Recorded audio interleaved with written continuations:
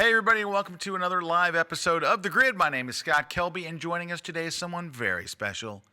Food photographer, love machine. It's Steve Hansen. Steve, welcome to the show. Thank you for having me. It's a pleasure to be here. Well, he's a really, really, really good food photographer. I remember the first time I saw your stuff, I was like, there's that, you know how there's that other level of food photography? Because food photography is really popular now. Yeah. It's crazy popular. Yeah, I mean, a lot of people are getting into it, and I really see a lot of new photographers doing some amazing stuff. So I'm always on my toes trying to push the envelope and get better. Man, you are on your toes. Well, today is Blind Food Critique Day, and since I am not a food photographer, we're going to let Steve do 99.9% of the talking. I will be here basically to make sure that he doesn't stop talking. Lots of cool stuff. I want to say hi to Fran Hughes, who is watching from the UK. And Fran, we don't know whether you're pro-Brexit or we don't know which side of it on, but I just want you to know, here in the United States, we love the UK. Either way, whatever you guys decide, we're your best friends. So cheers to you, and thanks for watching. Let's see. We have some giveaways. Crud. Oh, here they are. We have some giveaways today. Thank you, Steve. Steve's a very helpful guy to have on the set. We're giving away 2 books today. We're giving away my brand new book, How Do I Do That in Photoshop? It's so new. Hold on. Robert ran to the other camera. There we go. How do I do that in Photoshop? And my answer is, I have no idea. It's a very hard program. I've never figured it out. Next, we're going to give away a copy of the best of my digital photography book series. So I went through all 5 volumes, cherry-picked the best stuff, put it into one book. We're going to give it away to some lucky viewer today. That is coming up. But we have blind food critiques today. So we asked our viewers to send in their food critiques. Send up to 3 food photos. And Steve is going to take a look at them, and he's going to give you his honest opinion, not to be mean to you or not to be mean to anybody, but to try to help you, because we have found in the photography realm, very seldom will anybody ever tell you the truth about your photos. It's not going to be your wife or your husband. No, not at all. Not your friends, right? It's good to get it from a pro, because we know what clients are looking for, what the aesthetic needs to be for a particular image, and these are all opinions, but they're well founded typically. So it's really good to take the advice and just run with it and continue to build your expertise. Well, see, I can tell you for one, I trust your opinion on food photography. But you're much more than just a food photographer, dude. You do landscape, you do all kinds of stuff. I really focus on commercial advertising and food, and then on the weekends I do landscape photography in a big way, and I really enjoy getting out shooting. I shoot panoramic images, and then my wife handles a lot of the business side of things, so that I'm not overwhelmed with that. So it's a good combination. I want to say a shout out to a few people. Hello from Florida, from Billy Bateman. Hey, Billy. Adil Anwar, hello from Dubai, one of my favorite places. And John Gelderman says, Happy National Camera Day. I didn't know it was National Camera Day. It's really? Not? No, it is. I must be. Oh, it is? Wow. All righty. So Peter T. from London says, Scott, we love you too, no matter Hillary or Donald at the helm. You know what it is, Peter? We have no good choices here.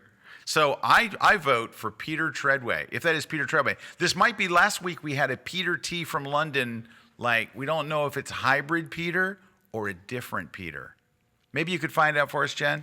So Jen's in the chat with you guys today. And all right, you ready to look at some images? Let's do it. All right, so here is our first submission today.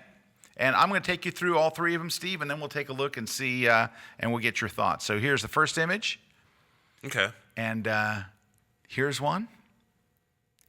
And here's the third. And I have these opening camera raw so we can get them nice and big. And I'll just like to say this, that this is only the first one, and I'm already hungry. This is going to be a tough show. Yeah, it's hard. It's hard to pick apart. It's the thing I look at first is the fork, and this is kind of my style of lighting. I love the raking light, the dramatic, contrasty lighting.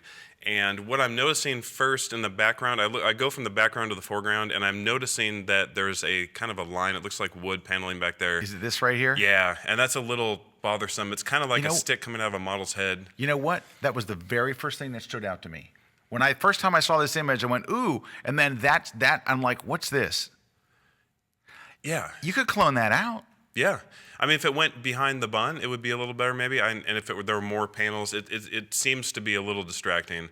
And another thing I'm noticing is the burger, with food photography, you want everything to kind of be pushed forward towards camera. You never want a dish centered in the plate if you're coming in at an angle like this. So I would move the burger forward, maybe get the perspective a little bit lower, and maybe that would fix the background. The burger would look more heroic. Hey, I just learned something. I did not know about the food placement on the plate trick. It's always, and if you're shooting in restaurants, you'll tell the chef, plate it more towards one edge so that you can swing it around and really get a dramatic look. And then it'll look like it's in the middle if you were shooting, at a 3/4 angle. So. All right. How do we feel about this? This one, I mean, at least comparing these two, you at least know that the same photographer shot it. There's a distinct style regardless of the angle. And I don't think there needs to be two forks at all. I love the light on the subject. Your eye goes right there. The placement of the subject could potentially be more in the upper left, upper right to kind of balance out the forks. I would just put a single fork, maybe a napkin going on there, as if somebody were eating it. Because what you're trying to do is tell a story about what's happening. So you need to ask yourself, does this scene make sense in context? So that's one of the things I would give. The lighting's really nice. It's raking. It shows off a lot of texture. I lower my lights constantly just to get that nice, edgy, crusty looking texture. And I think the prop placement's not bad. I love that wood. I'm sorry, can you say that again? You lower your lights? I lower my light. I use strip lights constantly, and I just Right. lower them. And what I'll do is I'll use like a Westcott strip light, and then I'll put an ice light inside the strip light. So it kind of gives you this really cool kind of hot spot in a generally soft and wide span. I'm going to learn a lot this show. I like this. How do you feel about the color? As far as I noticed the skillet is blue and the stuff's there's a blue cast to it. Okay, good, bad, and don't care. I actually don't mind. Blue's supposedly the least appetizing color, and I look out when I shoot a window light, and it happens to be a blue day out, but there's not direct sunlight. You will kind of get blue highlights in your images, and I can tone those down typically by just dropping the HSL blue slider, Right. Because there's usually no blue in the scene anywhere. Right, I just but doing what you corrected did- it. I just took the white balance eyedropper and clicked it because the skittle's supposed to be in real life would be gray or black, Yeah. right? So I just took the white balance eyedropper here and just clicked it. But let's do this. Can I go back to where we were just for fun? Absolutely. And go to where we were, the defaults. And then, like what you said, was go to the HSL panel. Do you go to luminance and then lower the blues, or do you go to I saturation? go to saturation and lower the All right, blues. let's go to saturation and lower the blues. It'll go a long way to just kind of removing because there's no blue product in your shot. That goes an Right. enormous amount, it does a lot for your image just to get rid of blues unless you have a blue subject. But Mm-hmm. I love the idea of cooling down the color temperature around your subject to make your actual subject stand out a little bit, almost like a little bit of a cross-processing look, just kind of using white balance contrast, using to direct your eye towards the subject. But so yeah, this image is really a departure from when I submit images to contests, when I submit images, they're all in a series that look very similar. So they have they're strong on their own, but as a group they're even stronger. So this kind of takes away from the group as a whole. But that being said, I'm not traditionally a backlight photographer. I find this to be pleasing. I don't like the groups of spoons coming together like that. It's a little bizarre but there's 4 spoons there? There are 4 spoons. And 3 coupes or cups. In French, it's coupes. But I mean, so maybe put 3 kind of scattered. Wait, don't you live in Seattle? I live in Seattle. Are you French? I used to be a chef, so I know okay. the French Oh. verbiage. I started off as a chef and then Well, became. that helps because that's gonna. I see some questions coming in. I'm about, cheating. Yeah. Hey, so what? So what advice would you have for this photographer overall besides use less number of utensils? A lot of it has to do when I critique an image in food. A lot of it isn't necessarily on the quality of the photographic process. A lot of it has to do with how it was styled. And so I recommend that photographers work with a food stylist and just do it on trade and work together and build a portfolio together because they can really save a lot of images that might otherwise be bad. So I Awesome. would work with a food stylist. For the one thing I do see is get rid of the utensils, concentrate on using very simple and quality props, and bring everything forward a little bit to make it more heroic. All right, we have some questions coming in.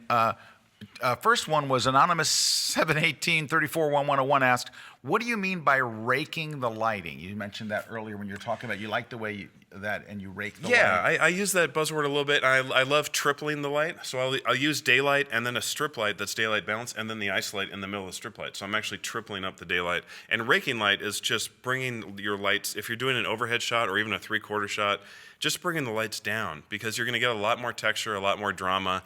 And if you're doing a really high key shot that might not be called for. You might just get away with just a really nice softbox. But the way I shoot, it tends to be really dramatic, really contrasty. So you physically take, like if you were shooting, let's say that you were shooting this laptop. Yeah. So you're physically going to take the light and bring it down low. Is that what you're talking about? Very low. In fact, sometimes below the table, so it's coming up at the subject. Oh. And so it's a wide strip box, so it's actually a soft light and a harsh light at the same time. You want to avoid really specular lights with food, typically.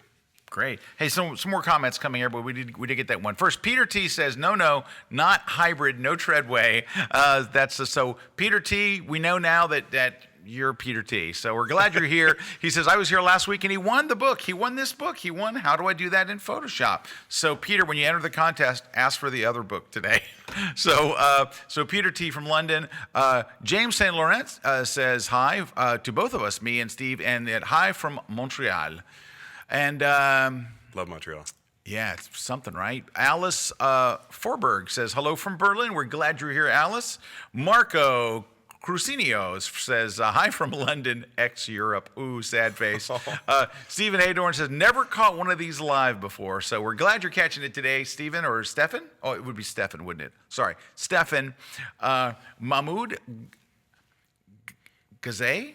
Ghazal. It is an L, sorry. I'm old and things look like.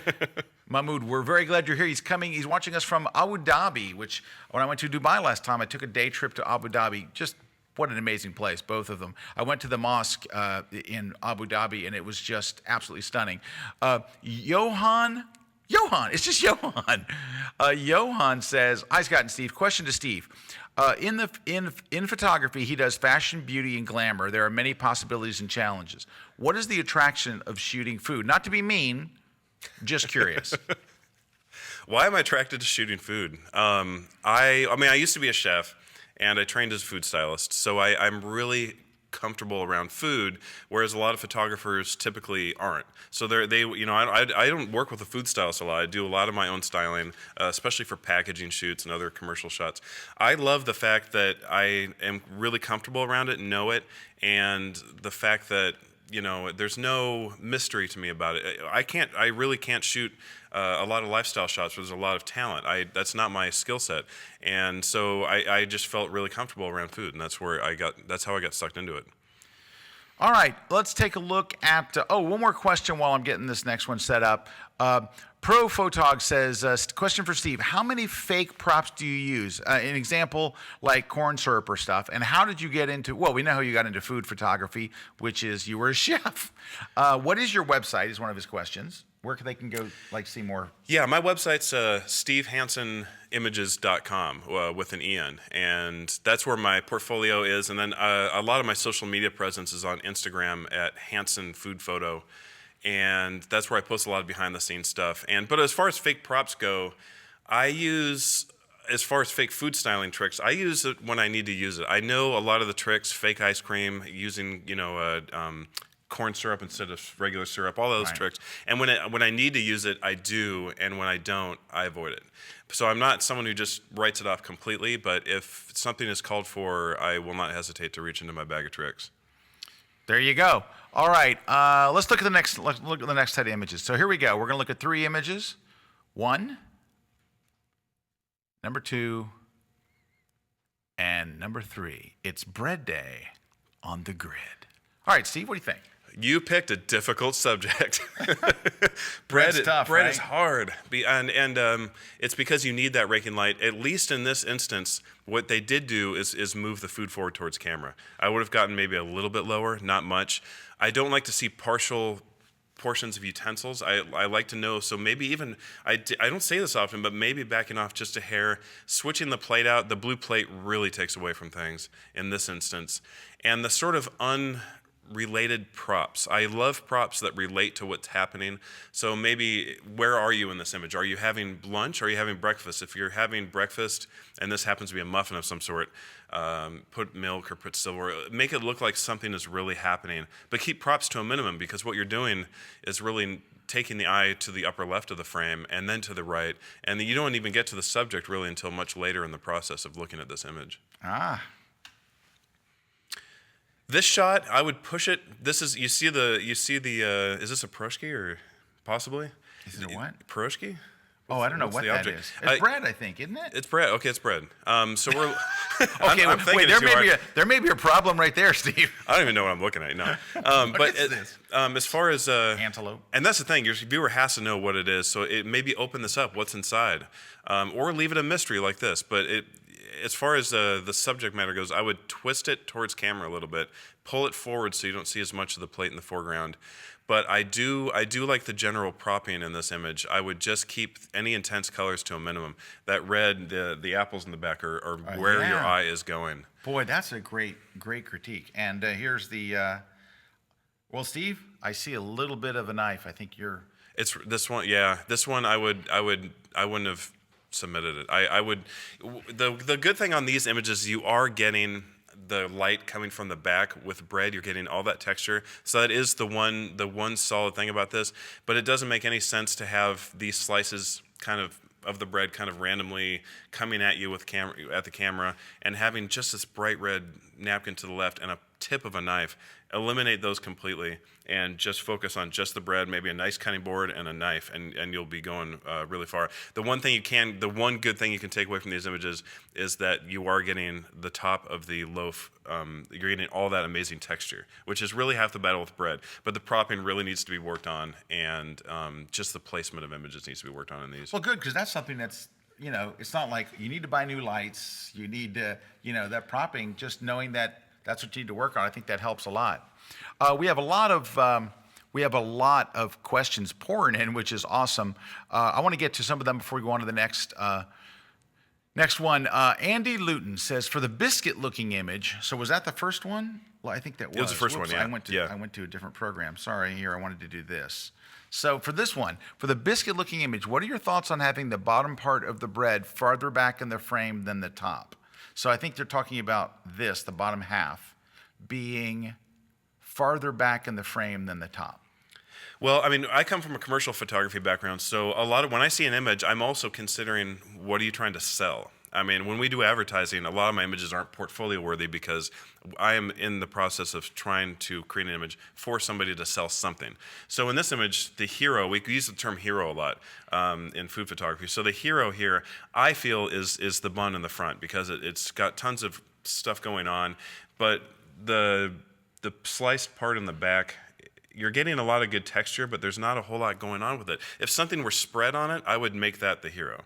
But this is actually a good, at least the proportion of the main part of the roll to the sliced part of the roll, I feel is pretty good. You can mess around with it, but I feel like you don't want this massive void of white, kind of crusty bread that doesn't have anything going on it. So if there was something on there, I would make that the hero for sure. All righty. Jason Rucker says it needs a cup of coffee. Laura Paris says, wants to know, where did you train? I went to culinary school at the Culinary Institute of America in New York, and I worked at some restaurants in New York, Restaurant Danielle, Le Cirque, some others, and kind of worked my way up in the food industry. You worked at Le Cirque? Yeah. Yeah. And well, and what was the question? Where did I train? It's called Le Cirque. Well, I trained. I mean, a lot of the photography stuff I learned through Kelby One. I mean, that's actually how I trained myself. I love you, Steve Hansen. I love you. I love you, Steve. Because it's an amazing resource, and I learned how to be a food photographer first, and then learned the technical aspects of how to be a photographer, how to use Apple boxes, how to use lights, all the stuff that you really need to know through Kelby One and through other resources that I had. But yeah, so it's a combination of two things. I learned how to do what I was shooting first. So if you want to shoot baseball, I would really study the sport of baseball first, and then learn how to be a photographer using resources like Kelby One. So it's really important to know what you're shooting just as much as it is how to shoot it.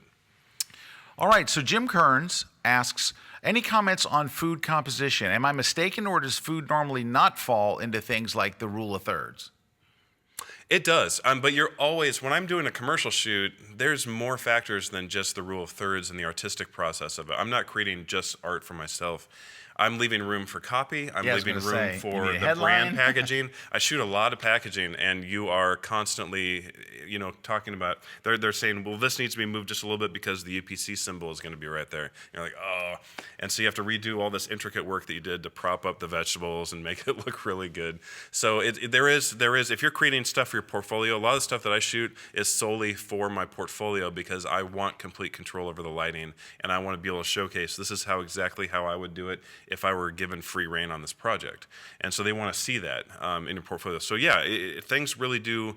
I love shooting things really low in the horizon line, really low, and I love shooting up on things. I love bizarre angles to food. So there aren't any steadfast rules, but you need to know them before you break them. I know it's a cliche, but it's really important to know what the rule you're breaking before you do it. All right, we got lots of more questions, but we got lots more images too. So give me a second here to All right. jump on to our next image, and let's see where we're at. All right, we'll look at 3 images, and let me actually open these up. And they don't have camera; it won't open in Camera Raw. Correct. Hang on one second. Let's just open them in Photoshop here, and give me one sec, and we are good. Here we go. So 3 images. This is number 1, number 2, and number 3. Okay. Are we starting with number 3? Oh, I'm sorry. If we let me either way, get no. around the horn here. Here we go. Sorry, number around 1. the horn. Yeah. This falls. I really I don't like food touching the top of the frame if it doesn't. This is really sort of an intersect point Right for up me. here? Yeah, I would make a little headroom for that to breathe, and the lighting isn't bad. It's a little contrasty. I would actually put a white card behind this and just blur it out and angle the white card so it's hitting the light and really blows out. This looks like natural light to me, but I could be wrong. And so I see a lot of harsh shadows in the right. Shooting food, this looks like it was in a restaurant, and shooting food in restaurants is very difficult because the chef is not a stylist. They're just going to plate the things how they see fit, and sometimes you can't touch the food. So that's a challenge. I would come up a little bit higher on this just so you get more separation. Move to the right so the scallops are arranged a little differently. But the background, this big white blob up behind there really has to be dealt with because your eye will go to the brightest and the most contrasty and the most saturated pieces first. So kind of rain in the background. This looks like, is this gelato? Italian ice. That looks really delicious. That's quite a compliment for a food shot, right?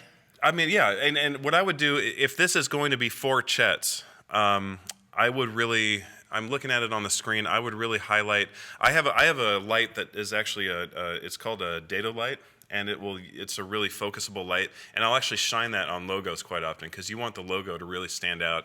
I do dodging too, and that's a really good way to go. That looks fantastic. Change. That's a little bit too bright, probably. Yeah, somewhere in the middle. And so there's the difference. It's still quite a bit different. Yeah, and you need to be judicious. What I would do is I would come in closer to the shaved ice.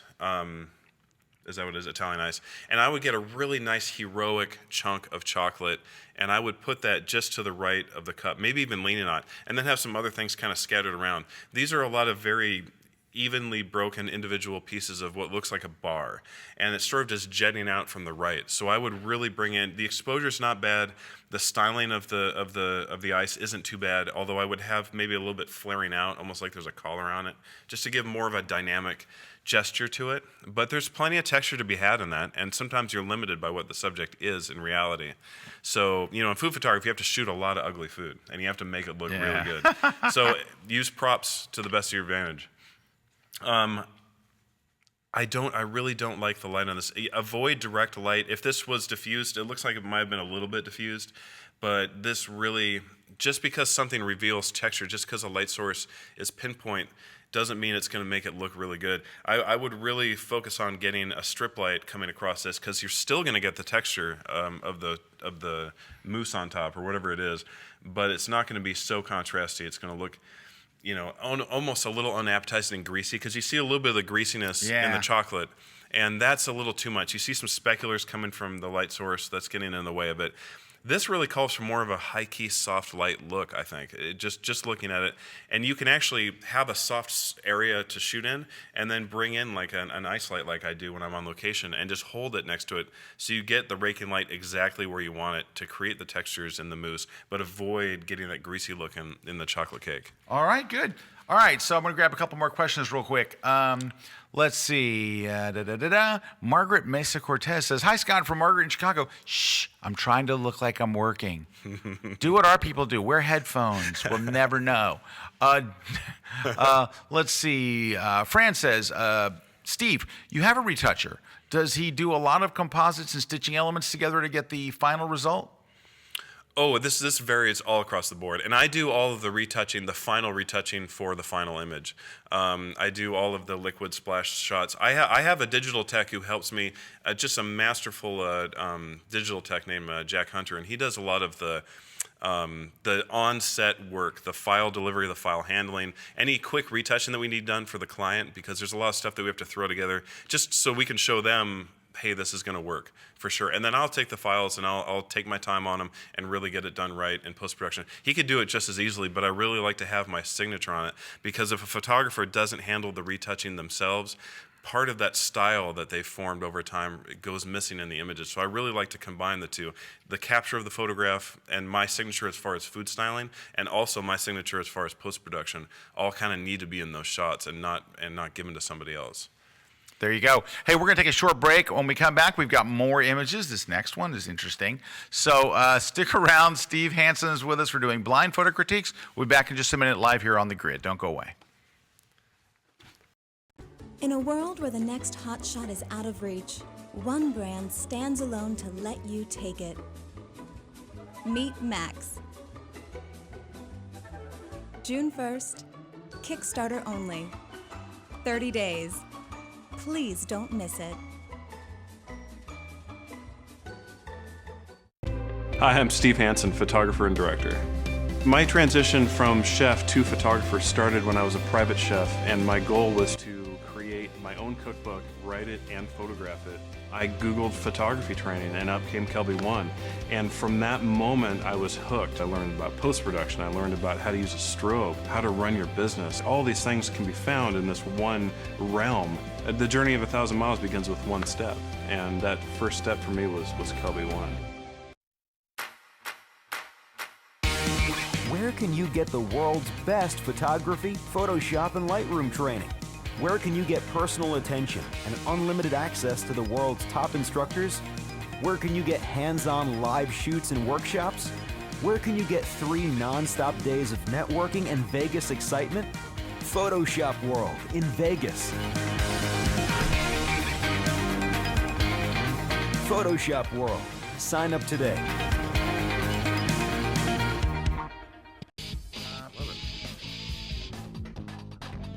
And we are back. Hey, you guys just saw the ad on Photoshop World. So Photoshop World is coming up in literally 20-something days. So you can still come and join us. We would love to have you there. It's July 19th, 20th, and 21st. It's in Las Vegas, Nevada. So come spend 3 days learning Photoshop and Lightroom and photography and lighting and all the Adobe Creative Suite apps. There's an entire track that Adobe's doing just on mobile, all the mobile stuff. So come and check it out. If you're a Kelby One member, you save $100 buckaroos. So there it is. You get a $100 discount if you are a Kelby One member. So save $100, sign up now, and we will see you in Las Vegas in just 20-something days. So, and you know what? I talk to so many people all the time. They go, "I always want to go. One day I'm going to go." Go now. This is the year. Do it. All right. We got a bunch of questions. I'm going to grab a couple. Wow. Let's look at some images, then we'll hit the questions. But we just, so many great questions. I do have to say hi to Rose Kieran in New Zealand. Rose says, "It's breakfast time here. It's making me hungry." All right. Good to have you with us, Rose. All right. Let's take a look. We got some images here. So here's number 1 and number 2 and number 3. All right, Steve, what do you think? All right, it looks like these were shot by the same photographer. They have a fairly consistent style. I really like the placement of the fork And I love the fact that they took the time to, I mean, a lot of the highlights look really blown out on this, but I like the fact that they took time to spray the tomatoes, make them look, delicious. It's hard to deal with a lot of produce in the background. It really is. So I have to give them some props for at least setting the tone, setting an environment for where this could take place. This could be an Olive Garden, kind of commercial shoot. The styling of the pasta, there's a lot of, nice hero selects of each individual piece. If that's what this is, in fact, it looks like it. And nice drizzling of the sauce. You don't want to just toss it with the sauce. So the styling's really good on this. It's not the typical color palette or the lighting I would typically use. I would really either focus on having the background be really ethereal or really dramatic and dark. And also in regards to highlights in the forks, when you place anything that's reflective in the scene, you immediately become a product photographer, and you have to know how to handle reflective surfaces in a big way. And so I think the highlight's a little dramatic on this, and the tines of the fork disappear into the camera. So maybe use a little piece of putty and bring up the back of the fork a little bit so you can see that it is a fork, and maybe spray a little dulling spray on the actual fork. What is that? What is that? So dulling spray, you just get it at Michael's or any kind of art supply store, and it's kind of it just really softens the way reflections occur in steel, so that they're not so sharp and they're not so blown out. How do you spell it? Dulling spray, D-U-L-L-I-N-G. Dulling. Oh, Yeah. dulling spray. Yep. Okay. All right. Great. All right. And then how are we doing here on the Fabulous Fruit Company jam shot or preserve, strawberry preserves? So they were making an attempt to showcase where this could be happening, but what I'm seeing is a lot of things that are, I would go for a much shallower depth of field on this, shallower. Is it this because this is drawing your eye? Yeah, yeah. I would. It's and bright, too. And I shoot f/22 on some of my food shots. I am the complete opposite of most food photographers. But in this instance, it's either a matter of bad placement or getting shallower and figuring out what you're going to do about the background, because there's a stripe going through it. I don't know what it is. I think it should just be a solid color, maybe something that goes kind of a greenish color without being too matchy on the color palette. Right. And I would turn the cake towards camera, so it's not just dead on to the camera. You want, just like a model, and you have arms and kind of, you want the shoulders to be a different height. You want your food to be a different height. You want to pose it. You want it to have gesture and excitement. And when you shoot something straight on, it's going to be a little flat, and the lighting's not going to rake across it. You're losing a lot of that amazing texture by not having a light kind of just glancing across the front of it. So this one's, the packaging looks fantastic. You want to avoid, not that that's the case in this image, but you do want to avoid sometimes spraying a package on the logo itself. A lot of brands will look down on that, but generally speaking, my eye goes directly to the package first on this. So there's 3 of the melted. What is this? This is a chocolate. Yeah, it's a chocolate Little chip. Chocolate pools drops. of white chocolate indulgence. Yeah, I don't think that this needs to be in such a harsh light. When you put a glass and have light go through glass, kind of like it really is a nice dramatic effect in some instances, and I don't feel like it interferes with the package too much, but it can be really distracting around the package, and your eyes kind of like really, it can be hard to look at a little bit, whereas the package is really well done. So I would really soften this light up a little bit, and and make sure that we know this is lemongrass, because to me those look like scallions. Those look like chopped scallions, and I know what lemongrass looks like, so I would have the nice stalks of lemongrass uncut, kind of coming into the frame and curling outward. All right, very nice. And that was all 3 of them, right? We saw all 3? Yeah, we did. All right, awesome. I want to take some questions. Terry Hurley, 63, asks, Steve, what is your preferred method of lighting, and how do you decide natural light versus continuous versus strobe? I never, ever use natural light. And as a food photographer, that sounds bizarre, but I will occasionally use it for fill, and that's the only time I will really use it. I'll use it kind of create a nice environment.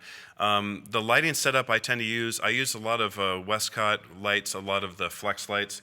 I use those all the time because they do make like a 1x3 strip and a 2x2, and I'll actually use those in conjunction with an ice light to kind of create various lighting setups. But I don't use one lighting setup.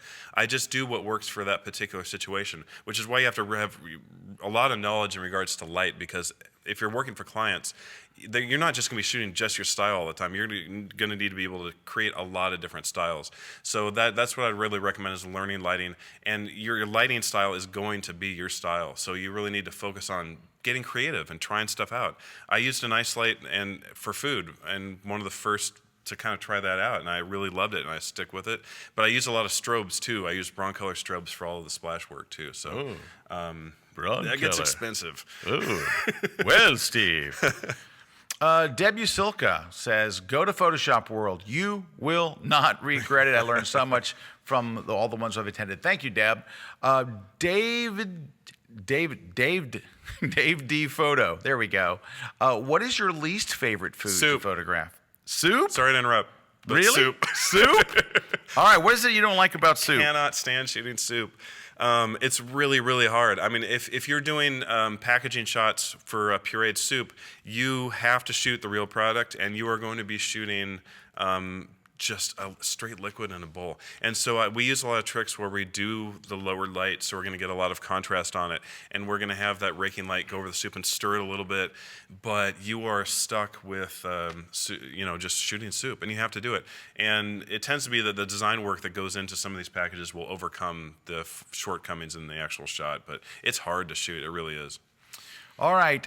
Fran says, every time I watch the grid and Kelby 1 classes, it makes me love photography and retouching even more. I love this industry. Thank you for constantly helping us learn and inspire. Thank you, Fran. Very, very kind. It's a wonderful industry. Oz Charles says, what is the hardest project you had to do?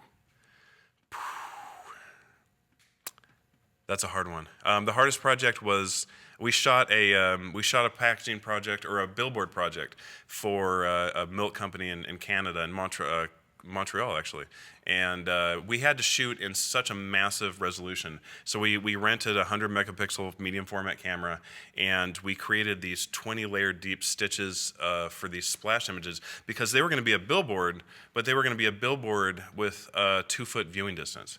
So, and they stretched 60 feet. So we had to shoot each individual piece and then create a really convincing composite. And so when you're creating these massive composites, we had to get all new computers just to handle this particular job.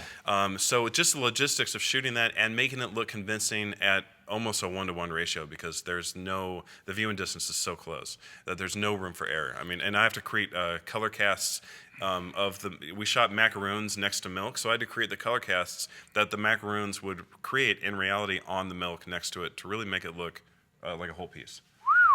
Lots more questions. I want to look at some of the images here.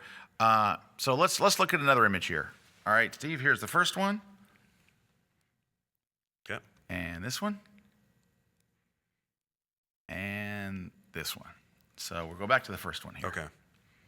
These are a challenge. These are tough. I believe you do have focus locked down pretty well. The color cast, there seems to be a massive blue hue in this. From what I'm getting on the monitor. I could be wrong, but the color balance seems way off. I use a color checker on every shot so that I can really get not only the white balance correct, but the relationships, especially. If I can find a neutral area here. Yeah, especially in and the saturation's kind of hot, and I would really, that's a big improvement. It really is. And there's a lot of stuff going on in the background. I would really knock that out, move stuff. I mean, don't be afraid this would be a good first shot. And then when you get the shot, say, okay, where do I want my focal plane to lie? Because when you're shooting food, where the focal plane goes is just as important as capturing really good focus, and not just your depth of field, but I use tilt shift lenses on all my shoots so that I can actually control the plane of focus. So maybe get more of that lobster and tilt your lens down a little bit if you have one of those lenses, or just get a steeper angle on it so you can cut out some of the background stuff that's going on back there, because it doesn't tell us where it is. This stuff's really there for no reason in particular. So if you back off and let us know what's going on back there, and maybe use a shallower depth of field to make it softer, so at least we have a sense of place, that would go a long way to improving this image. All right. Hey, by the way, Dave D. Photo asks, do you, Steve, have a class on Kelby 1 on shooting food? Yes, you do. I just so happen to have 2 classes. Yes, they're awesome, and he was actually here taping 2 completely different classes this week. So he was doing a class on, this one I think is going to be amazing, is how to market and sell your landscape photography. it's a really crucial thing to know how to do it. I mean, when you become a landscape photographer, you become a marketer and a salesman first. And some artists have a hard time with that. And I kind of want to take some of the mystery away from that and really make it a nice, fun experience to meet your collectors. And so yeah, those is going to be airing soon. So we'll see. And you also did a printing class. Yeah, just on how to make really gorgeous fine art prints. A lot goes into it, and I'm not a science mind. And I really had to force myself to learn this stuff and really learn it well, because when you blow up a massive print, and that's really where sales are these days, is in these really large prints. They take a lot of technical expertise and a really light hand in post-production to make them really shine. When those pixels get stretched, there's not a lot of room for a lot of post-production. So you have to capture a good image and print it really well. All right, so there was our first image, and here's our second image. Okay, so this is another tough one, and this looks like it was shot in a restaurant. The background needs to go completely. What I would do for this one is I would put a white card behind it, and really in post-production, I would actually make it look like this was shot almost on white seamless in a bowl, and really bring up the highlights in the front, because the front of the plate looks like it's coming to hit you in the forehead. And the background's really distracting with kind of crumpled up napkins, and it's the foreground and the background that really hurt the shot, whereas the subject matter is not too bad. I need to see more of the fish, but the asparagus look good, and I think the contrast and saturation are a bit too, a little bit too hot on the tomatoes especially. Just give everything a lift and get it to look like it's coming out of the plate. And then there's this. Yeah, you've got to focus on what we call hero selection, and your food stylist. If you work with a food stylist, your food photography will improve tenfold. So find a stylist that's in your area that's just starting out, and work together to create portfolios together. It'll go a long way. And a food stylist would come in and be able to really make these avocados look good. They wouldn't do diced avocados, so that this plate doesn't make any sense unless it's potentially a salad. But if you have avocados and blueberries, I don't know where it's going. And some of the strawberries are bruised, so it goes a long way to select these beautiful pieces of products that you can photograph, because just doing that will go a long way. But I need to know where the focal point is in this. Is it the strawberries? Where's my eye supposed to go first? So if you have gorgeous fruit, a very clear hero selection, and a shallower depth of field, at least in this image, I think it would go a long way to improving it. Awesome. Hey, so we're going to take a couple more questions, and then we're going to take a break. Before we do, let's grab a couple of questions here. So Johan wants to know, do you use a light meter? Do you use a light meter at all? No. No, when I'm doing my splash shots, I have a very specific starting point that I work from, that I've just seen over time, that allows me to get splashes and stuff that's flying in the air sharp and with enough depth of field to be able to capture the image. So I just start there, and if I need to adjust a setting, in one direction or the other, I just do it. I don't use a light meter because things are very meticulous in food photography. So I can get my camera to the setting that I'm looking for in a heartbeat without a light meter. Sweet. Pro Photog asks, can you ask Steve? Yes, I can. How do you make those images with broken glass? And then he says, and this is key, this might just be the best episode ever. It's tons of fun. I can't tell you how much fun I have shooting splashes and crashes. It's what I've become known for. And when I shoot a broken glass, it's really dangerous. So we use auto poles in the studio, and we just wrap painter's tarp around the auto poles to create a booth. So it's a ceiling to floor. You want to tell them what auto poles are? Auto poles are they're like light stands. They're amazing. If your ceilings are low, and there's suction cups cups on the top and bottom, and you stretch these poles out, and they become these grip. They're just amazing, because you can attach anything to it, a super clamp, anything you want, and they use friction or pressure just to hold in place. So I actually use them for tons of things, but we create an actual booth using painter's tarp and auto poles just to control the amount of glass that will be getting there. It's really dangerous. When I did this, I started off in my house doing this, and it got messy. There was ketchup in all over the floor and on the ceiling, and it really got messy in a hurry. You can do this in your house, but it really requires But you'll have to move out shortly control. afterwards. We did. Hey, if you want to see an auto pole, okay, is this the kind of stuff they're talking about here? This is it, yeah. And that first shot I did required just a lot of retouching. We went through and did splash by splash to create the Johnny Walker logo, and we just pieced it together piece by piece using a luminosity-based layer mask. Whoa! And luminosity. It's my favorite kind of mask. It's everybody. I know. All right, very nice stuff. Okay, so what was I going to say? There was another question. Chris Wiley says, Scott, your Instagram class helped me to get the attention of a national collector car auction company. They offered me a job because I followed the key points of that class. Yay! Thanks to you and Kelby One. Thank you, Chris. Let's see. Well, there's a lot of questions about like how do you get advertising jobs. First, we'll just ask this: do you have an agent? I do not. I've looked into getting one, and I enjoy the marketing process so much that getting, at least when you're starting out, getting these face-to-face meetings are difficult. But when you get one or two or three, it starts to snowball. And when you get one or two or three jobs, it starts to snowball. And it won't happen overnight, nor should it. You need to be patient, and you need to build your style and have a very consistent way of not only shooting, but conducting yourself on set, knowing how to overcome obstacles that will invariably come your way, and just being a professional about it and understand marketing. So down the road, there's a very good chance I will use a rep, especially on my landscape photography and the sales aspect, because when you don't have time to do it and you're starting to let things fall through the cracks, that's when you kind of know that you're ready for one. It's not going to make or break your career, but it is something that you should pursue down the road when you're getting more and more professional. There you go. Raging Badger says, what are you using to trigger the crash shots? Like what's, I guess... we don't have remote. I don't use remote triggers. In fact, a lot of the times it's just me throwing two things together and the camera's on a timer. I don't use any tricks. I don't use any, because the physical triggering of the camera, I see it unfold before me, and I just take one shot. I don't spray and pray. I don't do a lot of different. So it's very much a matter of doing it myself. I won't even use a handheld trigger. I just do it on the camera, and I'll have an assistant throw something if it's too far away. But my first shot of the peanut butter and jelly that was showed on the screen not too long ago was actually me just doing 3 shots. The camera's doing 3 shots to trigger the brown color strobes, and I just threw the two things together in the air and caught that one shot. Wow. Kathy Bateson, Kathy is a regular here on the show, says, Steve is very easy on the eyes. Wink, wink, smiley face. Winky, smiley face. Kathy, whoa. Okay, so then Michael Raymond follows up with, this is Michael's words, not mine. Do chicks dig food photographers? This is a critical thing to know. Absolutely not.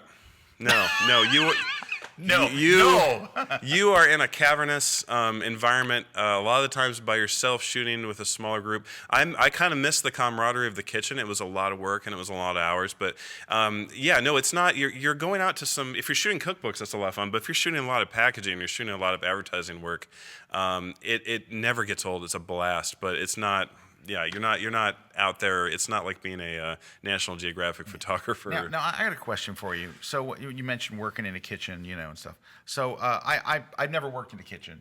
I have a kitchen at home, but I don't work there. I did a load of dishes today, but I don't really consider that really work. But I've seen, of course, kitchens on TV. So when you were working, like commercial kitchens on TV, when you were working in a kitchen, was there like a British guy that would yell, call you a cow and throw food? And was there ever that? Did they ever like? Oh yeah, I mean we had sort of some of the British guys cooks in our kitchen one time in New York, and they were hardcore. I mean, being a cook in New York was very difficult. I got like 4 hours of sleep a night for months. It was brutal. They would throw things in the kitchen. They would yell at you. It got me ready for dealing. There's nothing that will happen on a photography set that will faze me at all, just because of that experience. So the experiences that you have in life in general all add up to making you a better photographer. There's nothing I've ever experienced that didn't prepare me, at least in some way, for what I do. All right. Hey, we're going to take a short break. When we come back, I've got some real quick Platypod news, because you guys have been following a whole Platypod Kickstarter campaign here. We've got an update and some things that are coming up after the break. Stick around. We got Steve. We've got more images. We've got love. We've got Kathy saying, Steve's pretty easy on the eyes. I think you'd all have to agree. We're going to take a short break. We'll be right back.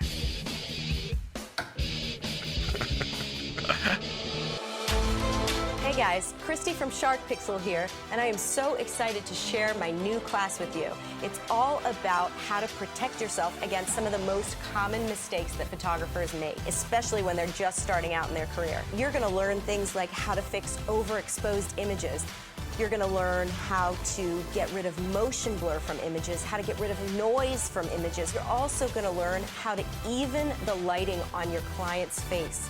These are all super awesome tips that you're going to learn in this next class. So check it out only on kelby1.com.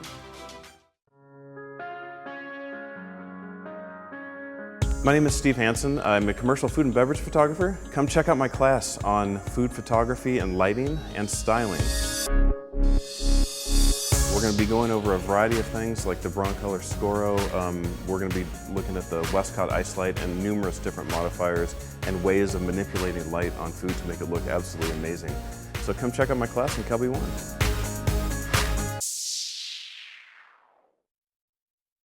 In a world where the next hot shot is out of reach, one brand stands alone to let you take it. Meet Max. June 1st. Kickstarter only. 30 days. Don't miss it.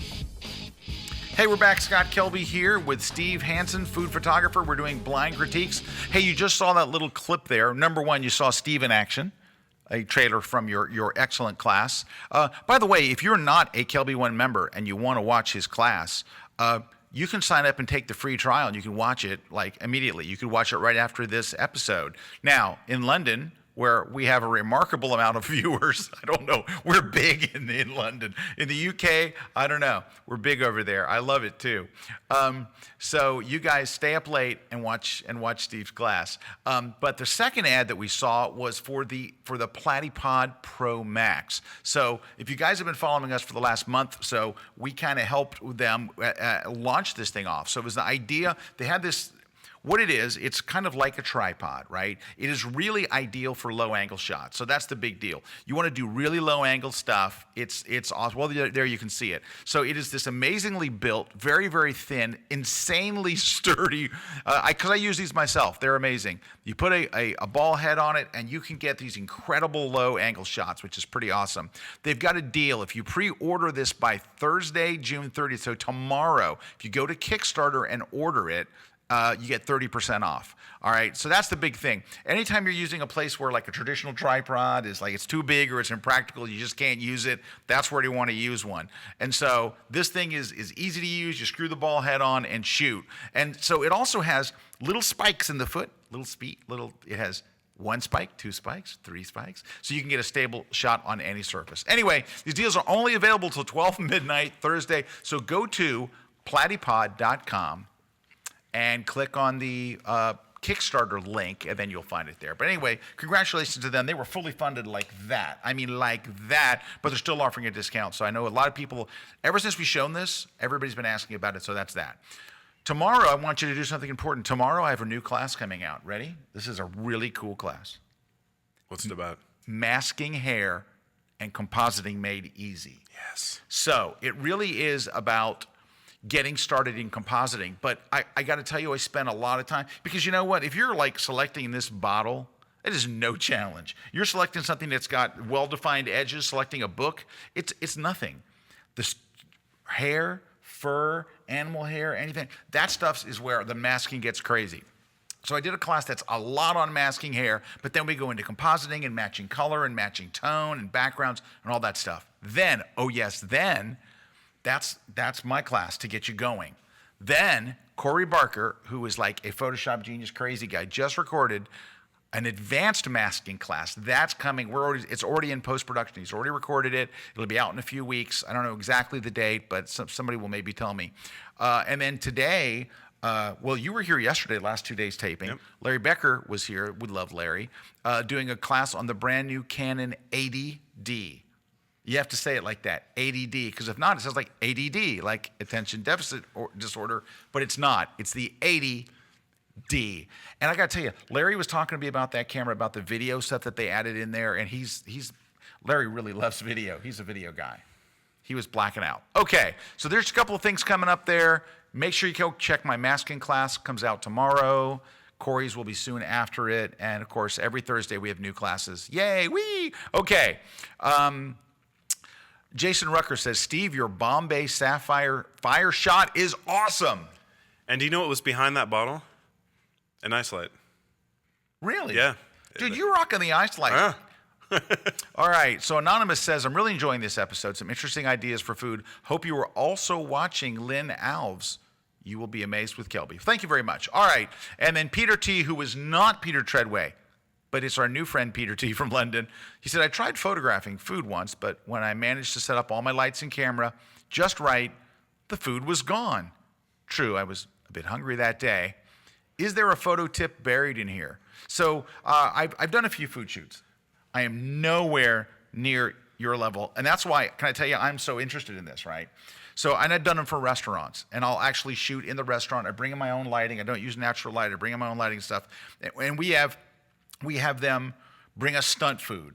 So we have them, and we get all the lighting, we get everything the way we like it, and then we tell the chef how we want it, and we come out and shoot it, boom. The big advantage of that is, since we already have all the lighting set up and everything's perfect, we immediately eat the food. You can in a restaurant. I mean, Dude, we do. They were like, you got to eat it. do it. You got to eat it. They would tell us, you have to eat it. We made this fabulous dish. Oh my God. The last one I did, like they carried us out on stretchers. It was unbelievable. I mean, it was like we had to shoot all the desserts, all their appetizer. We're like, I was on a circus sideshow for 2 weeks. Anyway, lots more questions. Peter, the real Peter Treadway. Yeah. Hey, Peter. Peter's my buddy from the UK. Getting more excited by the day. Only 3 weeks till Photoshop World. We're as excited as you are, Peter. It is going to be an amazing Photoshop World. I'm really glad you're going to be there. And, he just joined us. He says, evening, all a bit late tonight. What have I missed? Nothing.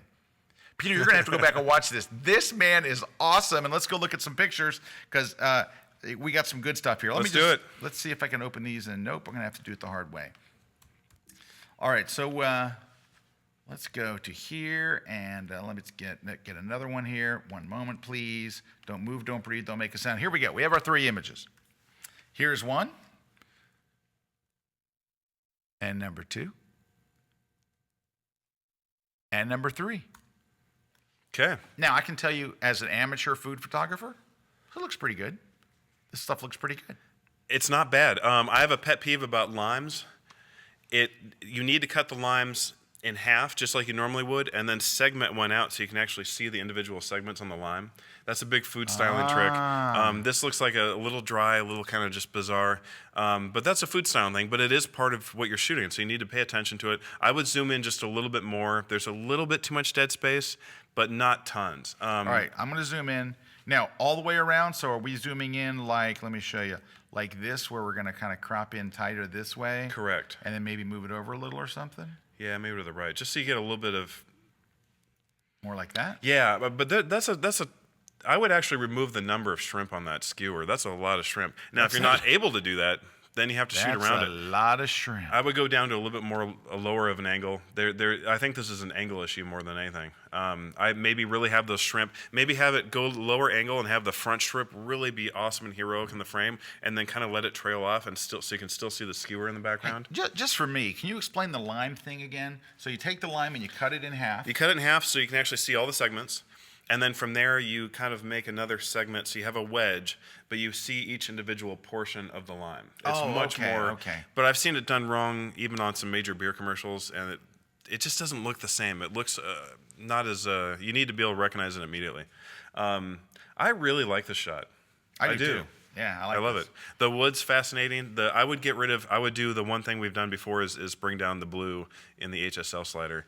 And I think that would help because you do get a lot of those reflections. Or use a polarizer. You would be amazed how amazing vegetables look when you use a polarizer and maybe turn it halfway so you're not fully polarized.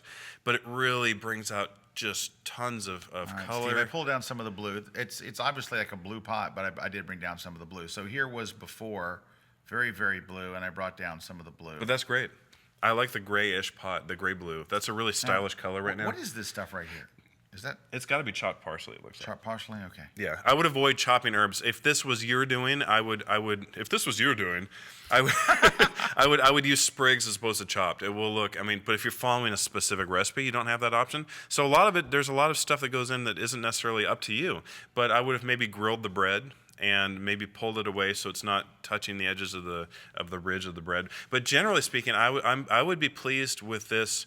It's just taking, this would, for me, would be the first shot, and I would start picking apart, saying, what can I do with these little small details? I would fluff up the fronds of the carrots a little bit more, but generally speaking, good job.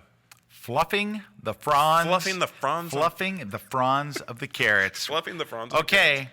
tweet of the day. Steve says, fluff the fronds, did you say? Hashtag fluff the fronds. Fluff the fronds. Yep. Let's see if we can make it trend on Twitter. Hashtag fluff. And I want to see all of your fronds. fluffed fronds images. There you go. All right, take a look here. Here's our last one, and I like this photographer. I think that all the things that you're saying are legit. I'm not taking away from any of your critiques, but Yeah. No, I mean, and I can pick apart the smallest detail, but generally speaking, these are a great series of images. The only thing I would change about this is to get rid of the kind of the dark area in the back of the, either commit Right to here? having that edge of the table kind of go down further and be more dramatic in the image, or get rid of it altogether. if only there was a program, Steve, that would let you get rid of stuff like this. Let's see. Brand new in Adobe Photoshop 2015.5. No, look, there we go. Something Content more aware like fill. that. Content aware fill. It's so aware. I think the only thing the shot needs is a heroic piece of something smack dab in the heroic portion, in the maybe the lower left of the image. Maybe bring that cucumber up and just make it awesome. It's missing that one piece in the salad that draws your eye inward. Here's what it needs, Steve. It needs this piece of bread. No, actually, you know what it needs? I'm going to show you exactly what it needs. It needs this thing that we don't know what it is. This is what it needs, Steve. It needs an awkwardly placed. I love that when Steve saw this earlier, he said, "What is that?" What is it? Then you know your image probably isn't where it needs to be. And then we put it right in the middle. And the lighting matches, bread. it's perfect. You nailed it. Thank you. But yeah, it needs that That's- something explosive. That pretty much was my compositing class right there. Masking bread is really what it is. That's gonna be a great class, though. All right. Anyway, all right. Let's look at a couple more. We're gonna have to go a little quicker because, well, we're out of time. Okay. So let's go back down here. I think we were more like here-ish. Yes. Let's take a look at these three, and give me just a second to get them to scale here. And all right, Steve. Here we go. Let's take a look at three images. 1, 2. That's homemade pasta right there. That's dude. nice. That makes me hungry. That looks good too. Okay, what do you think, Steve-O? All right, here's a rule. I did this exact shot. Early in my career, I did the shot, and I realized that you don't need to kill a hamburger twice. It's already dead. And I like the beer behind it. I like the fact that you can tell where they are.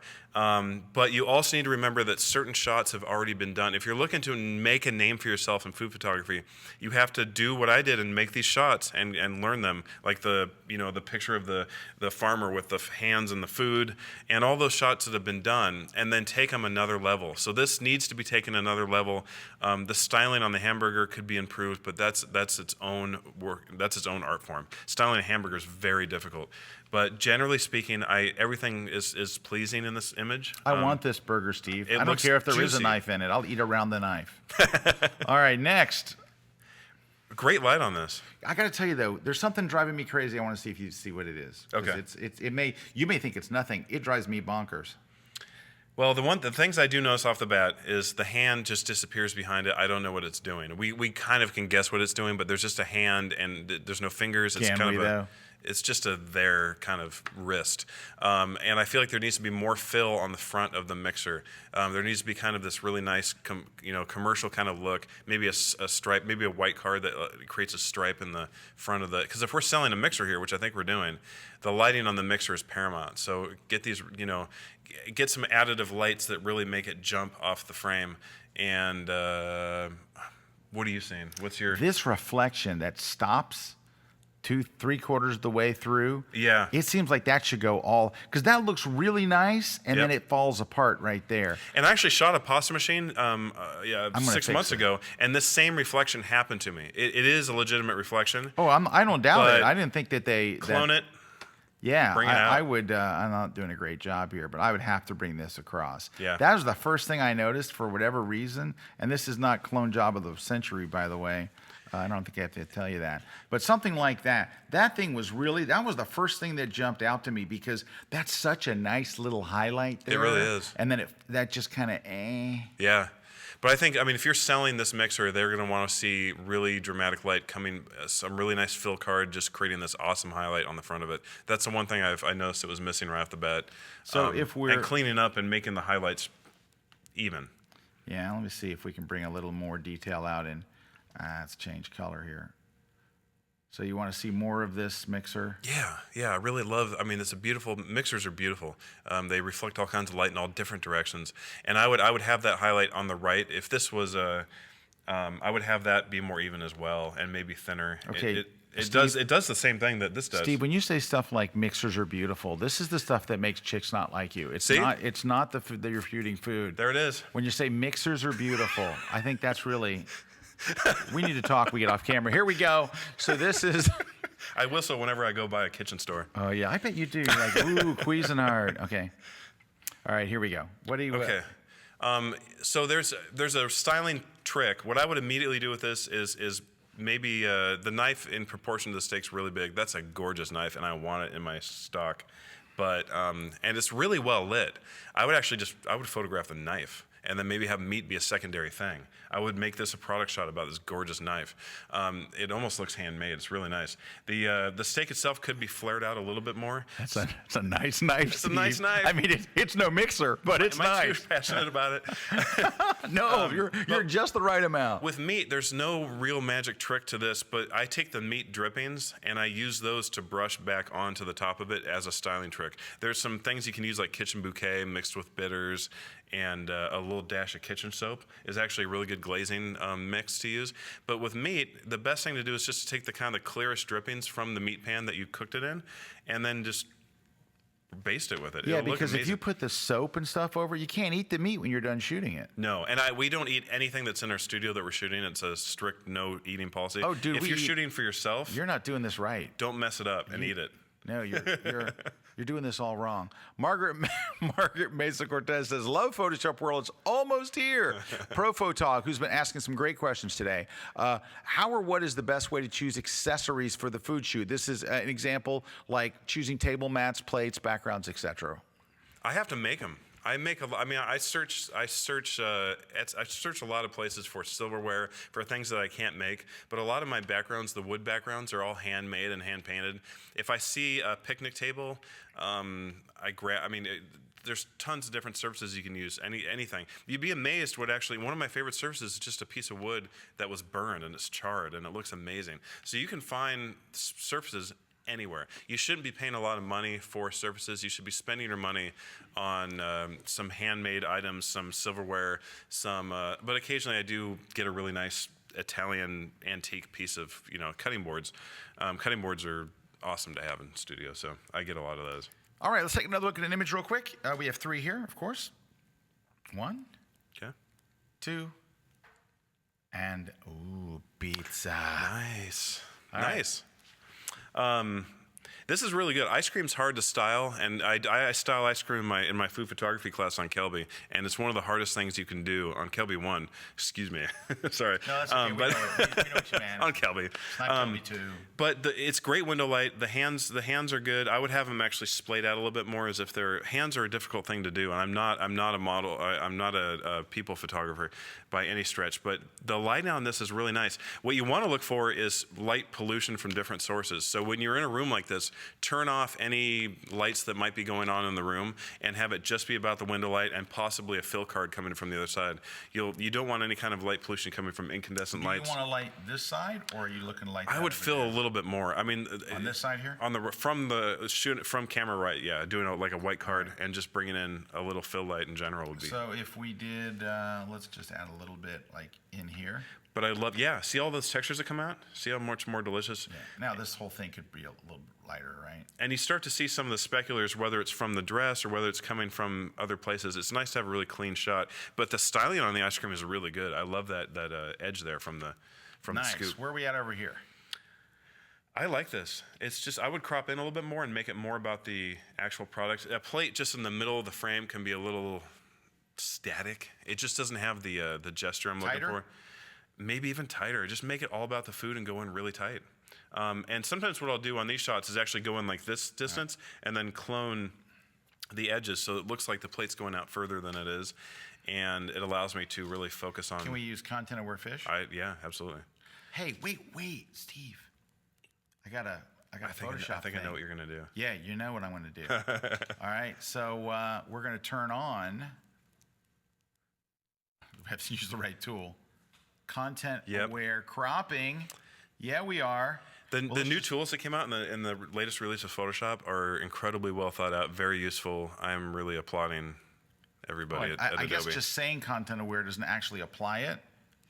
Jeez, nicely done. I pointed to it like, yeah, there it is up there. And then I never actually turned it on, which is just sad. And nothing happened. Interesting. Apparently. It really helps to get the white edge of the plate. You see a little specular highlight from an incandescent bulb in the upper left of the plate. And I'm also seeing that this could really use fill cards. A lot of the tools used for modifying natural light are cheap. Just get some white fill cards and a couple of small makeup mirrors. Where do you get a fill card, Steve? Art supply stores, Blick, Michael's. Blick. There's no Blick here, Steve. Oh, There's no. not a Blick for 5,000 miles. Is that a New York thing? No, you got to go to New York. There's no. You try to get a Blick in like Florida, you might find a Blick in Miami, which is a 5-hour drive. So yeah, no Blick. You're gonna have to go to Michael's. Go to Michael's. Go to Joann's. And I've experimented with actually adding my own color casts on purpose into images. I've actually used sticky notes of different colors just to kind of create cool, especially in advertising photography. Being different is everything. So just maybe mess around with it. Same photographer. Last one. I bet you're gonna say something about this bright hot spot back here. Yeah, I would actually, if they could control that light, I would actually bring it in a little bit raking from behind the pizza, just rays of sunlight coming in that are a little more controlled. But I think that is a little hot. The pizzas look wonderful. It's yes, really they inviting. do, Steve. They look really wonderful. Amazing. This looks really good. Real good. Real. Steve, can I tell you something? This looks real good. This is real good stuff from Steve. All right, we're gonna look at. We're like way over time. See, and we're at that time I told you we'd be at, and we're gonna have to wrap up. Let's grab another one here, though. Let me see. How about this one? And you know what? We're gonna go through 5 of them, and we're gonna do them really quick. Okay. So let me just open them. Unfortunately, I'm having to go through a little hoops to open them.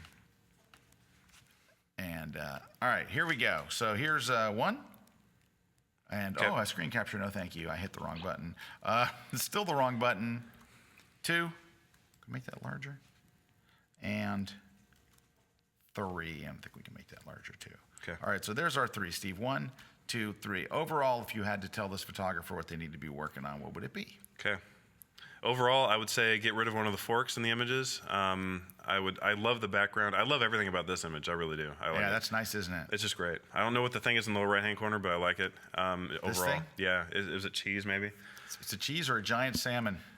That could be. But yeah, and I would for this styling's really good. They took some time to think about what was poking out of the tortilla. The limes are cut, in my opinion, incorrectly, but I mean they look fresh. Steve, I can tell you, I was on an episode of The Grid, and a man told me how to cut limes. Those are not correctly cut.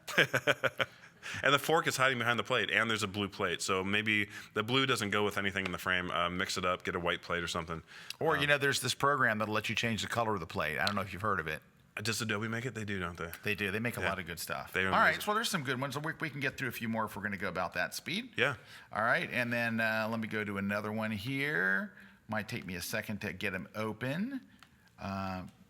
But see this? Will it let me? That's about as big as it's going to let me. Well, I guess I can cheat. Can I go to this? It's too big. All right, give me 1 second. Hold on. I got to do this the hard way. 1, 2, and 3. Here we go. All right. All right, Steve, what do you think? This image needs some work. It needs to be styled. There needs to be some sort of hero in the salad for your eye to rest on and go to.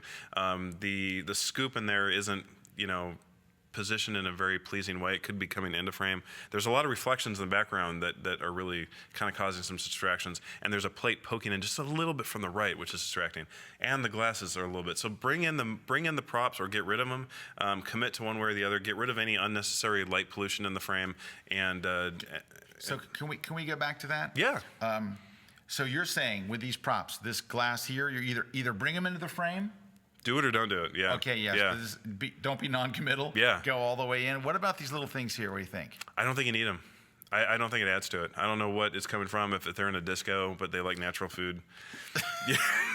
Now, this looks pretty nice. I mean, as an amateur, I think it looks pretty cool. Even as a pro, I like this shot a lot. Then I start to get into the beer styling, and it's its own thing. The label needs to be directly facing towards camera perfectly, or not. It needs to commit one way or the other. You're seeing it turned a bit there. It's a little bit turned, and it shouldn't be. It should be either turned. Some brands want their their bottle to be turned a little bit, but they're very specific about it. And what about the Patron? I like this, but where is the splash coming through the bottle? That's a challenge. Oh. Where is it? It's a gorgeous image. And also why, the thing about splash photography, I constantly question myself on, and I'm really hard on myself, is why is there a splash? If there's no reason for the splash, what are you doing? Is tequila green? Why is there a green splash behind this bottle of tequila? And it takes a lot of Photoshop practice to be able to get that to realistically look as if it's happening behind the bottle. It's a lot of work, but you need to do it. All right, lots of comments coming in. Peter T. from London, who is not Peter Treadway. This is our new friend Peter, who we like better than Peter Treadway. Says, fantastic episode, though I am drooling constantly. I know, I got to tell you. Pro Photog, this was by far the best episode ever. I've been waiting for one on food for years now. Fran Hughes, what an awesome episode. Thanks, Scott and Steve. Thanks, Steve. Let's see. Kathy Bateson says, she's drooling constantly, but for a different reason. I'm into pizza, sorry. I'm into pizza and mixers. Wow. So, yeah, apparently. Bob and Baston. Hey, Bob. Bob says Steve doesn't miss a thing. Boy, you don't. You know what it is? It's really refreshing when someone really knows their stuff. It's like you don't miss a thing. Jason Rucker says, you can't fluff the fronds in Utah. No, you can't. No, you can't. You can't. All right. We're going to look at a couple more because time is running out. Let's get rid of these three. But, wow, really insightful stuff. And all I can say is just, get your base frame that you're really happy with, and you yourself look at every little element and pick it apart and continue to work the scene. It can take me hours and hours to get a good shot. All right. Let's take a look at these three. Here's number 1, number 2, and number 3. I really can't say enough about how well thought out at least the placement of the product and the supporting props are. These are very consistent shots. I mean, there's things I would do differently in each one. But the styling on this cocktail is absolutely wonderful. This isn't how I shoot. What about that lime, Steve? I love it. Isn't that nice? It's great. Dude, that's a beautiful lime. I want to start drinking just looking at it. And what is, I can't really figure out what the thing is on the book or why the book's there. I mean, the storytelling could be a little stronger in this image, but generally speaking, there's room for copy. There's room. This looks like a great advertising shot. Really nice. This is more up my alley. I love the deepness of this. I might not even go all dark. At least leave a little bit to the imagination, but have maybe a little raking light going down the middle. But he does like a raking light. I love the raking. You'll hear raking. Properly chopped lime. All right, I think this will be our last one for today because we gotta. Let me open one more. This will be our last one. Good job on that group, though. That was a good group. So let me find something a little more, a little stronger. Here we go. How about this one? Oh yeah, let's try this. This baked. It looks like baked goods. So let's see what we got. Whoops, I went a little too far. Sorry, got kind of crazy there. And so take a look, Steve, and see what you think. So here's number 1. Okay. Contestant number 2, she's a bachelor from Minneapolis. And number 3, I don't know what that is. So here we go. It's a very serviceable image, but it's very high key. The light's really flat, and to me, I find this really boring, but if you're doing it for a magazine and they need to put copy in it, and this is going to serve simply as an illustrative kind of overhead shot, you need to leave more room for copy, but generally speaking, I would lower the light. Even at high key images, I will do that. But I'll do a lot of fill too. There's so much texture to be found in all these croissants that's being missed by having this really broad light source that taking it down a little bit, it would help it a lot. It really would. but it's a good solid image.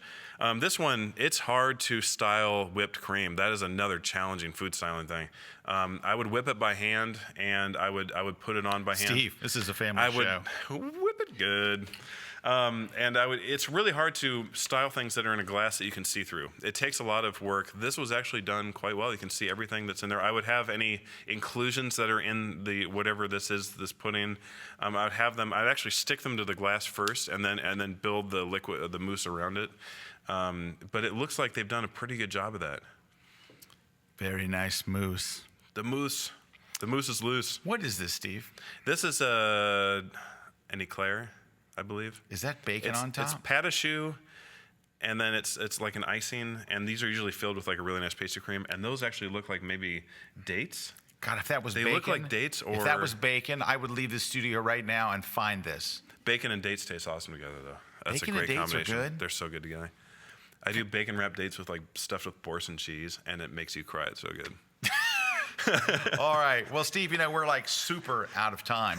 I want to mention a couple of things. First, when we do a blind critique episode, there are very few questions. It is generally, I agree with what the reviewer's saying, or I disagree with what the reviewer's saying. There's very, very few questions. We had so many great questions today. So thanks for everybody who said, Peter Treadway just finally heard what I said. Anyway, thank you for everybody for watching. I want to welcome everybody that's watching our stream. Next Wednesday, we have I want to invite you to a members-only webcast next Wednesday. What's our members-only webcast next? Oh, it's on Photoshop CC 2015. All right, so next Wednesday, if you are a Kelby One member, we're doing a private Q&A with Adobe's own Terry White. And by the way, just for some people who, Terry White is celebrating 20 years at Adobe Systems as a full-time employee. Some people think Terry is just an evangelist and really likes Adobe products. No, he likes them for 20 years with a paycheck every week. Anyway, Terry's an awesome, awesome instructor. He'll be here next week for a private members-only webcast. So make sure if you're a Kelby One member, you'll get your invitation in the mail. Let's see what else we've got. So Steve, where can people, we know you've got classes on Kelby One. Go watch them now. Where can people learn more about you? Your website you mentioned earlier. My website, and there's a blog that I update regularly based on what I'm doing. But I'm really on Instagram a lot. It's really a good platform, and I'm doing all kinds of BTS stuff behind there. You can find me on Facebook as well. But I have a lot of different blog posts that go in depth about what I do. And there's a post there about cinemagraphs and how I work with those, and all kinds of stuff that goes on behind the scenes. And the new studio space we just moved into. You can see that macaroon billboard shot just below there that I had to produce, and that was something. So it's a lot of fun. I update regularly, but if you really want to follow me on a regular basis, Instagram at Steve Hansen Images is really where to find me. There you go. For everyone else who is not in the UK, I want to invite you to come see me in August. I will be in Nashville, Tennessee with my Shoot Like a Pro Part 2 tour. So come out and check it out. Go to kelbyonelive.com, and I'll be in Nashville, then Minneapolis, Milwaukee, and then I'll be in Las Vegas. For my first time in like 10 years doing a seminar in Vegas, because we always go to Photoshop World Vegas, but I'm doing my seminar there in November. But next stop, August, Brad Moore's hometown. We'll be there in Nashville, Tennessee. Brad will be there. I'll be there. Come out and share the love. Thanks for all the nice comments and well wishes here from people like Michael Lewis and Daryl Tompkins and Rosa Marie and Anna. And thank you, everybody, for watching. Next Wednesday, Terry, who will be our private members-only webcast guy, will be our guest here on the grid. So we'll be having all kinds of fun with that. It's going to be a great week next week. We got a lot of stuff going on here next week. Steve, thank you so much. You were awesome, awesome, awesome. I'm just tickled to have you here. It's been an absolute pleasure. And it's been a lot of fun. We went way over time, but that's the mark of a good episode. Either that or one where we got bored, but this was not that case. Thanks, everybody. Thanks to our sponsors, and we'll catch you guys next Wednesday. Take care, everybody.